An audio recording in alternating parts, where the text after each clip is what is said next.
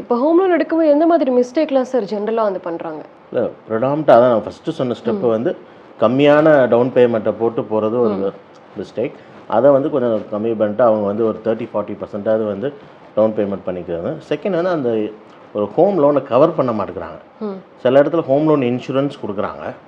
அதில் சில இடத்துல என்ன ஆகுதுன்னா, இப்போ 20 இயர் டென்யூரில் பார்த்தீங்கன்னா ஃபஸ்ட்டு இந்த ப்ரொடாமிட்டாக போகிற இன்சூரன்ஸ் அந்த மாதிரி இருக்கிறப்ப வந்து பார்த்திங்கன்னா பாதி இன்சூரன்ஸ் போய் உங்கள் மீத அமௌண்ட்டு என்ன உங்கள் அவுட்ஸ்டாண்டிங் இருக்கோ நேரத்தில் அது அப்படியே இருக்குது. பட் உங்கள் இன்சூரன்ஸ் எதாவது இருக்கிறப்ப அவர் ஏதாவது தவறிட்டேன்னு வச்சுக்கோங்களேன், கம்மியான அமௌண்ட்டு தான் யூஆர் எலிஜிபிள் டு அந்த லோன் அடைக்கிறதுக்குமே. ஃபுல் அமௌண்ட்டும் லோன் அடைய மாட்டேங்குது.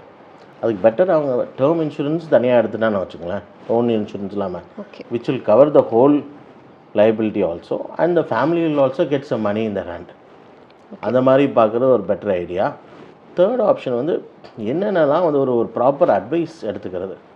யார்கிட்டயோ ஒரு கன்சல்டன்ட்டு அட்வைசர்கிட்ட போய் எப்படி என்னோட இந்த லோனை ப்ரீ க்ளோஸ் பண்ணுறது, ப்ளஸ் சைட் பை சைடு இன்வெஸ்ட்மெண்ட்டும் நான் வந்து பண்ணணும். ஏன்னா மற்ற கமிட்மெண்ட்ஸ் இருக்குங்க, கிட்ஸோட ஃபீஸ் கட்டணும், அந்த மாதிரி இருக்கிறப்ப வந்து அதுவும் வந்து ஒரு ப்ரீ பிளான் பண்ணணும்.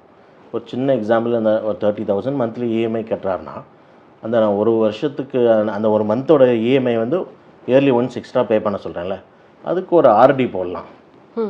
மாதம் 3000 ஒரு சிம்பிள் ஆர்டி ரெக்கரிங் டெபாசிட்டில் போட்டால் 11 மந்த்ஸில் பார்த்தீங்கன்னா அவருக்கு ஒரு 33,000 கைக்கு வந்துடும். அந்த அமௌண்ட் எடுத்து அவர் கட்டுறப்ப டிராஸ்டிக்காக 4 இயர்ஸ் வந்து அவரோட ஹோம் லோனில் வந்து குறைய போகுது. சின்ன சின்ன ஃபினான்ஷியல் பிளானிங் தான். இதே மாதிரி அது மாதிரி அப்புறம் மியூச்சுவல் ஃபண்ட்ஸுக்கு ஒரு லாங்கர் டேர்முக்கு மியூச்சுவல் ஃபண்டுக்குள்ளே போகணும். இந்த 6 மந்த்ஸ் 8 மந்த்ஸ் 12 மந்த்ஸுக்குலாம் போகவே கூடாது.